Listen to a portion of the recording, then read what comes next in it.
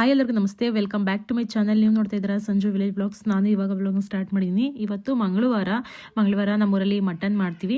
So ಬನ್ನಿ ವ್ಲಾಗ್ನ start ಮಾಡೋಣ. ಅದಕ್ಕೂ ಮುಂಚೆ ನೀವು ಯಾರೆಲ್ಲ ಚಾನಲ್ ನೋಡ್ತಾ ಇದ್ದೀರಾ ನನ್ನ ಚಾನಲ್ಗೆ ಸಬ್ಸ್ಕ್ರೈಬ್ ಮಾಡ್ಕೊಂಡು ವಿಡಿಯೋಸ್ ನೋಡಿ. ಈ ವಿಡಿಯೋ ನಿಮಗೆ ಇಷ್ಟ ಆದರೆ ಒಂದು ಲೈಕ್ ಮಾಡಿ, ಕಮೆಂಟ್ ಮಾಡಿ ಮತ್ತು ಶೇರ್ ಮಾಡಿ. ಬನ್ನಿ ವಿಡಿಯೋನ ಸ್ಟಾರ್ಟ್ ಮಾಡೋಣ. ಸೊ ಇವತ್ತಿಗೆ ಹಬ್ಬ ಎಂಡ್ ಆಗುತ್ತೆ, ಇವತ್ತೇ ಲಾಸ್ಟು. ಸೊ ಇವತ್ತು ಮಟನ್ ಮಾಡಿಬಿಟ್ಟು ಕ್ಲೋಸ್ ಮಾಡ್ತೀವಿ. ಬೆಳಗ್ಗೆ ಎದ್ದು ಇವಾಗ ಟಿಫನ್ ಮಾಡ್ತಾ ಇದ್ದೀನಿ. ಟಿಫನ್ ಬಂದ್ಬಿಟ್ಟು ಫ್ಯಾಟ್ ಬಿರಿಯಾನಿ ಮಾಡ್ತಾ ಇದ್ದೀನಿ. ಸೊ ಬೆಳಗ್ಗೆನೇ ನಾನು ನನ್ನ ಮನೆಯವರಿಗೆ ಹೇಳ್ದೆ, ಭಟ್ರು ಬರ್ತಾರಲ್ಲ ಅವ್ರ ಕೈಲೇ ತಿಂಡಿ ಮಾಡ್ಸೋಣ ಅಂತ ಅಂದ್ಬಿಟ್ಟು, ಚೆನ್ನಾಗಿ ಮಾಡ್ತಾರೆ ಫ್ಯಾಟ್ ಬಿರಿಯಾನಿ ಎಲ್ಲ ಅಂತ. ಅವ್ರು ಬರೋದು ಲೇಟ್ ಆಗುತ್ತೆ, ಏನಾದರೂ ಬೇರೆ ಏನಾದರೂ ಮಾಡು ಅಂತ ಅಂದರು. ಸೊ ನಾನು ಚಿತ್ರಾನ್ನ ಮಾಡೋಣ ಅಂತ ಅಂದ್ಕೊಂಡೆ. ಅಷ್ಟರಲ್ಲಿ ನಮ್ಮ ಮನೆಯವರು ತರ್ತಾ ಇದ್ದೀನಿ, ಮಟನ್ನ ಎಲ್ಲ ಕಟ್ ಮಾಡಿಸಿದಾಯಿತು, ಬಿರಿಯಾನಿ ಮಾಡು ಅಂತ ಅಂದರು. ಸೊ ಹಾಗಾಗಿ ಇವಾಗ ಬಿರಿಯಾನಿ ಮಾಡ್ತಾ ಇದ್ದೀನಿ. ಭಟ್ರು ಇನ್ನೂ ಬಂದಿಲ್ಲ. ಮಟನ್ ಬಂದು ಒಂದು 35 kg, ಚಿಕನ್ನು ಒಂದು 25 kg ಮಾಡ್ತಾ ಇದ್ದೀವಿ. ವರ್ಷನೂ ಕೂಡ ನಾವು ಅಂತಂದರೆ ಹೋದ ವರ್ಷ ಮಾಡಿದ್ದು ಈ 35 kgನೇ.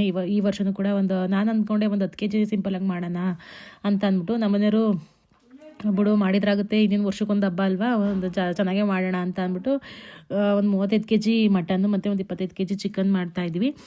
ಸೊ ಇವಾಗ ಟಿಫನ್ ಎಲ್ಲ ತಿಂದ್ಬಿಟ್ಟು ನಮ್ಮದು ಕೆಲಸ ಎಲ್ಲ ಮುಗ್ದಿದೆ. ನಾವೇನು ಮಾಡಬೇಕು ಕೆಲಸ ಎಲ್ಲ ನಮ್ದು ಮುಗ್ದಿದೆ.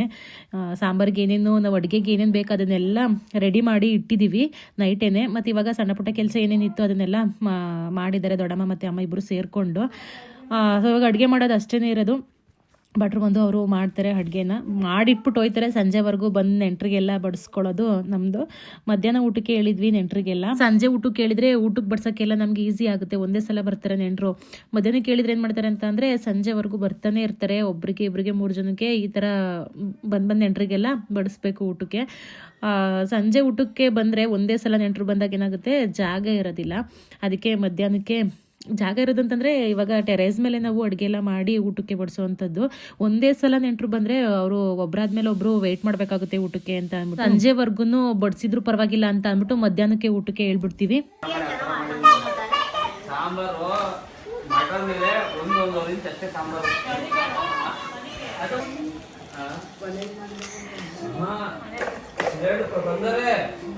ತಿಂಡಿ ಎಲ್ಲ ಆಯಿತು, ಮಕ್ಕಳಿಗೆ ಹಾಕ್ಕೊಟ್ಟಿದ್ದೀನಿ, ನಾವಿನ್ನ ತಿಂದಿಲ್ಲ.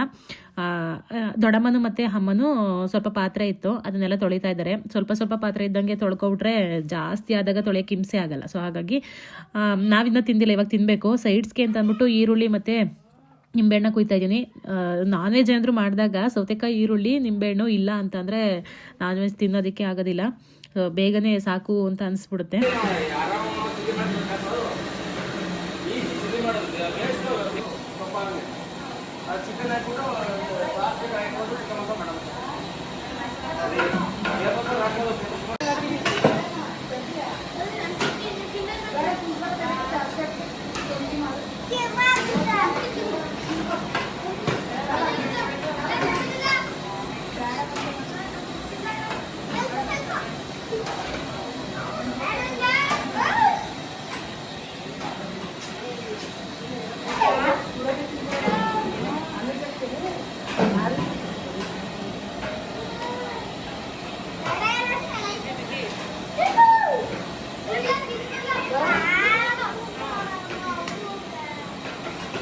ಏನಾಚಿ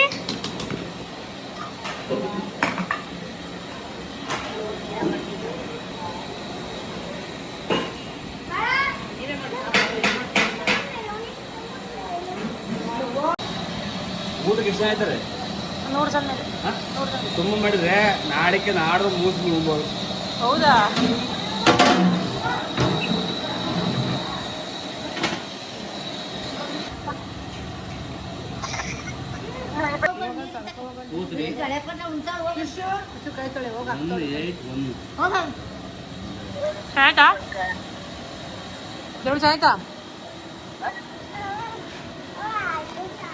ಚೆನ್ನಾಯ್ತಾ ಭಟ್ರೆ? ಸೂಪರ್ ಆಗಿದೆ. ನಿಮ್ಮಂಗೆ ಮಾಡಿದೀವ? ದೊಡ್ಡ ಹೋಟ್ಲ್ ಓಪನ್ ಮಾಡ್ಬೋದು. ಹೋಟ್ಲ್ ಓಪನ್ ಮಾಡ್ಬೋದಾ? ಯಾಕೆ ತಗೊಳವ 900 88. ಏನು ಕದ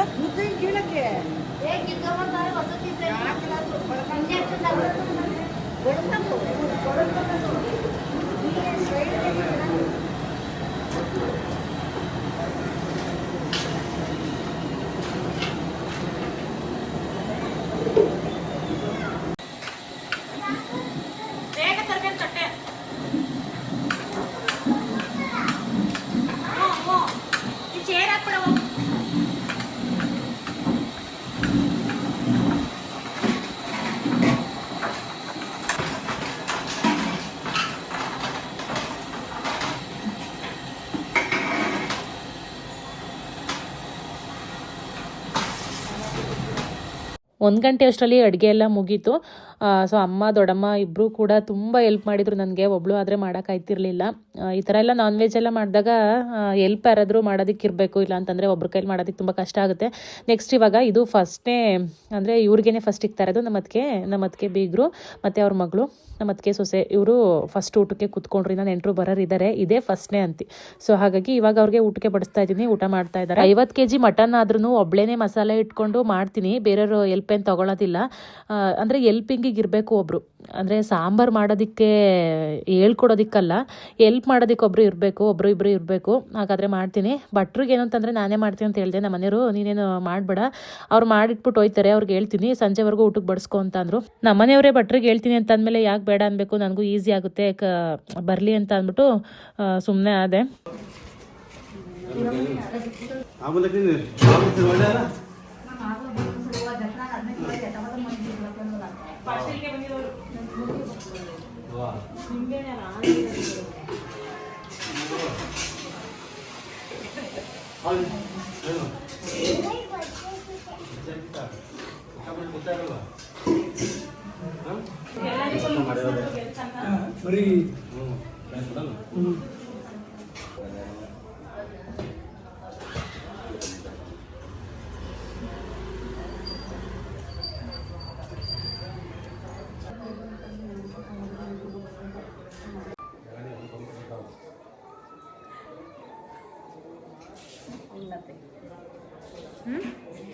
ನಮ್ಮ ಅಣ್ಣನಹಳ್ಳಿ ಅತ್ತೆನ ನಾನು ಬೆಳಗ್ಗೆನೇ ಬಾರಮ್ಮ ಅಂತ ಅಂದ್ಬಿಟ್ಟು ಕರೆದಿದ್ದು, ಸ್ವಲ್ಪ ಹೆಲ್ಪ್ ಮಾಡಿ ಒಂದು ಬಾರಮ್ಮ ಅಂತ ಅಂದ್ಬಿಟ್ಟು.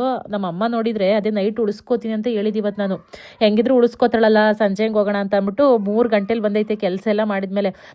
ನಾವು ಅದನ್ನೇ ಕೆಲಸ ಮಾಡ್ಬೇಕಾದ್ರಲ್ಲಿ ನೆನೆಸ್ಕೊಂಡಿದ್ವಿ ನಮ್ಮ ಅತ್ತೆನ. ಬೇಗನೆ ಬಾ ಅಂತ ಹೇಳಿದ್ದೀನಿ, ಆದರೆ ಇಷ್ಟೊತ್ತಾದರೂ ಬರಲಿಲ್ವಲ್ಲ ಅಂತ ಅಂದ್ಬಿಟ್ಟು. ನೆಕ್ಸ್ಟ್ ಇವಾಗ ಹಬ್ಬಕ್ಕೆ ಊಟಕ್ಕೆ ಯಾರ್ಯಾರು ಬಂದರು ಅವ್ರ ವಿಡಿಯೋಸ್ ಎಲ್ಲರನ್ನೂ ತೊಗೊಳಕ್ಕಾಗಲ್ಲ, ಯಾಕೆಂತಂದರೆ ಲಾಂಗ್ ಆಗಿಬಿಡುತ್ತೆ. ಸ್ವಲ್ಪ ಜನ ಬಂದರು, ಊಟಕ್ಕೆ ಅವ್ರಿಗೆಲ್ಲ ಬಡಿಸಿದಾಯಿತು. ನಾವಿವಾಗ ಟೈಮ್ ಬಂದು ಇವಾಗ 3 ಗಂಟೆ ಆಗಿದೆ.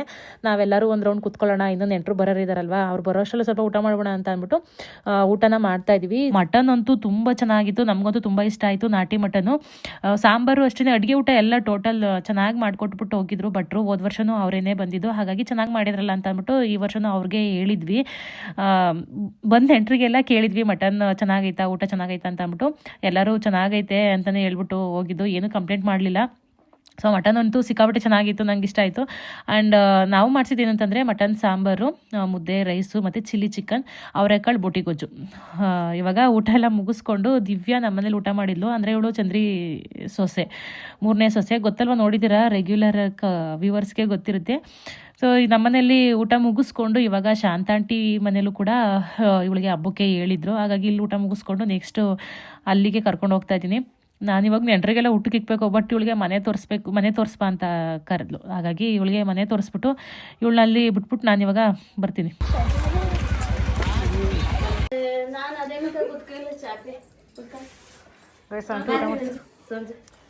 ಎಲ್ಲಿ ಬರೋಣ, ಊಟ ಮಾಡ್ಬಾರೆ. ನಾನು ಬರಕಲಿಲ್ಲ, ಆಮೇಲೆ ನಿಜ ಬರಲ್ಲ. ಎಲ್ಲ ಒಂದೇ ದಿನ ಮಾಡಿದ್ರೆ ಒಂದ್ ಸ್ವಲ್ಪ ಆಗ್ಲಿ ತಿಂದೋಗಿ ಊಟ ಮಾಡಿ ಬಾರೆ ನಾಲ್ಗೆ ಊಟ ಮಾಡ್ಕೊ ಬಂದಿವೆ. ಹೋಯ್ತೀನಿ ಟೈಮ್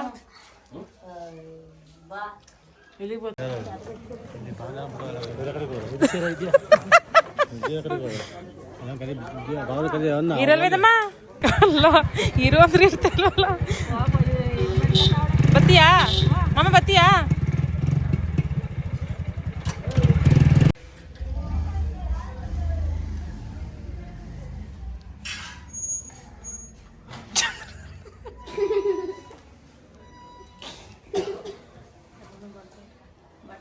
ಚಿನ್ನಮ್ಮ, ಏನಕ್ಕೆ ಹಂಗೆ ಅರ್ದ್ಕೊಂಡು ಕೊಡ್ತೀಯ?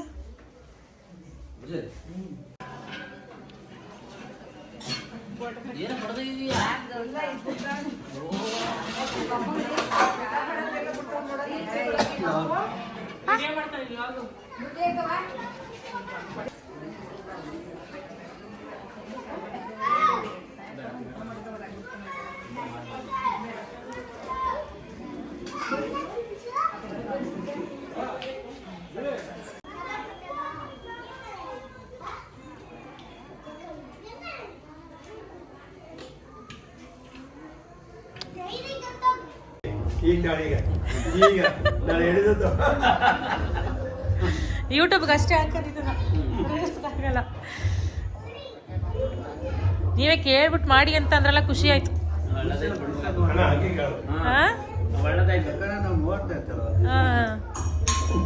ಒಬ್ಬೊಬ್ರು ನಾಚ್ಕೋತಾರೆ ವಿಡಿಯೋದಲ್ಲಿ, ಬೇಡ ಮಾಡ್ಬೇಡಿ ಅಂತಾರೆ.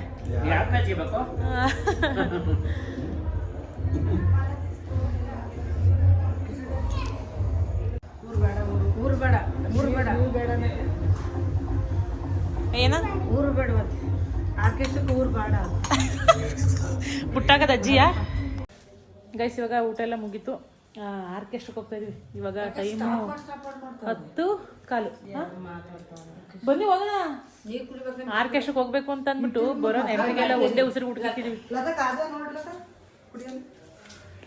ನೆಂಟರು ಅಂದ್ರೆ ಏನ್ ಗೊತ್ತಾ, ನೈಟ್ ಊಟ ಕೇಳಿದ್ರೆ ಒಂದೇ ಸಲ ಬಂದ್ಬಿಡ್ತಾರೆ, ಮಧ್ಯಾಹ್ನ ಊಟ ಕೇಳಿದ್ರೆ ಮಧ್ಯಾಹ್ನದಿಂದ ಸಂಜೆವರೆಗೂ ಬರ್ತಾನೆ ಇರ್ತಾರೆ. ಇಬ್ರು ಒಬ್ರು 3 ಜನ, ಅವ್ರಿಗೆಲ್ಲ ಒಬ್ಬೊಬ್ರಾಗ ಈಗ ವರ್ಷ ಸಾಕಾಗೋಯ್ತು ನಮಗೆ. ಅಲ್ಲಿ ಆರ್ಕೆಸ್ಟ್ರಾ ಸ್ಟಾರ್ಟ್ ಆಯ್ತು, ನೋಡಕ್ ಹೋಗ್ಬೇಕು ಅನ್ನೋ ಹುಚ್ಚು. ನೆಂಟರು ಒಬ್ರಾದ್ಮೇಲೆ ಒಬ್ರು ಬರ್ತಾನೆ ಇದ್ರು. ಏನು ಅವ್ರಿಗೆಲ್ಲ ಊಟಕ್ಕೆ ಇದ್ದಂಗೆ ಹೋಗೋಕ್ಕಾಗಲ್ಲ ಆರ್ಕೆಸ್ಟ್ರಾ ನೋಡೋಕ್ಕೆ. ಸೊ ಹಾಗಾಗಿ ಫೈನಲಿ ಇವಾಗ ಎಲ್ಲರದು ಊಟ ಆಯಿತು. ಇವಾಗ ಹೊರಡ್ತಾ ಇದ್ವಿ ನಾನು, ಅಮ್ಮ, ಶಾಂತಂಟಿ, ಮತ್ತೆ ಇವ್ರು ಯಾರು ಗೊತ್ತಾ, ನಮ್ಮ ಯಜಮಾನ್ರಿದ್ರಲ್ಲ, ಫ್ರೆಂಡ್ಸ್ ವೈಫು. ಬನ್ನಿ, ನಂಗೆ ಯಾವ ಬಿಸಿನೀರು ಬೇಡ, ನಂಗೆ ಆರ್ಕೆಸ್ಟ್ರಾ ನೋಡ್ಬೇಕು ನಿಮ್ರಿ. ನಡೀರಿ, ಯಾಕೆ ಕೂತಿದ್ದೀರಾ? ನಿಮಗೆ ಸ್ವೆಟರ್ ಕೊಡ್ಲಾ? ಸ್ವೆಟರು ಜರ್ಕಿನ್ ಕೊಡ್ತೀನಿ ರೀ.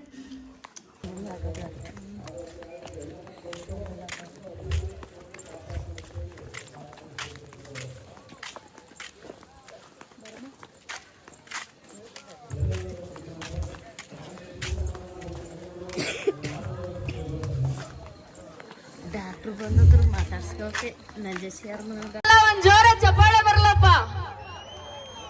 90 ಹುಳಿಗಳಿಗೆ ಚಪ್ಪಾಳೆ ಬರ್ಲಿ ಅಂದ್ರೆ ನೀನ್ ಚಪ್ಪಾಳೆ ಹೊಡಿತಾ ಇದೀಯಲ್ಲ. ಬಾರೋ ಇಲ್ಲಿ, ಬಾರೋ ಇಲ್ಲಿ. ಚಿಕ್ಕ ವಯಸ್ಸಿಂದ ಇಲ್ಲಿವರೆಗೂ ಪ್ರತಿ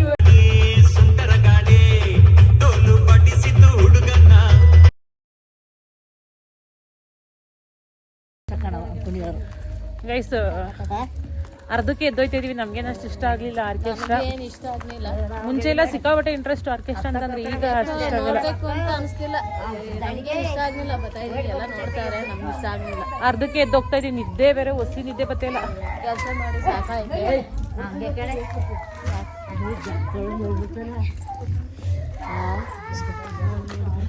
ನಾಳೆ ಇವೆಲ್ಲ ತೆಗ್ದಾಕ್ತಾರೆ, ಲೈಟಿಂಗ್ಸ್ ಎಲ್ಲ. ಎಷ್ಟು ಬೇಗ 5 ದಿವಸ ಕಳೆದೈತೆ ಅಂತ ಗೊತ್ತಿಲ್ಲ. ಮೈಕೇಳಿ ನಾನು ಒತ್ತರಿಗೆ ಗಾರ್ಮೆಂಟಿಗೆ ಕಳಿಸ್ಬೇಕಲ್ಲ ಮಕ್ಳ, ಹೆಂಗೆ ಹೇಳೋಣ ಕಣೆ ಗೊತ್ತಿಲ್ಲ. ಅಷ್ಟೊತ್ತಿಗೆ ಹೇಳ್ಬೇಕು. ಇವಾಗ ಅಲ್ಲೇ ಟೈಮ್ 12:15. ಇವಾಗ ಬೇಕಂತ ಐಸ್ ಕ್ರೀಮ್ ಇವ್ನಿಗೆ.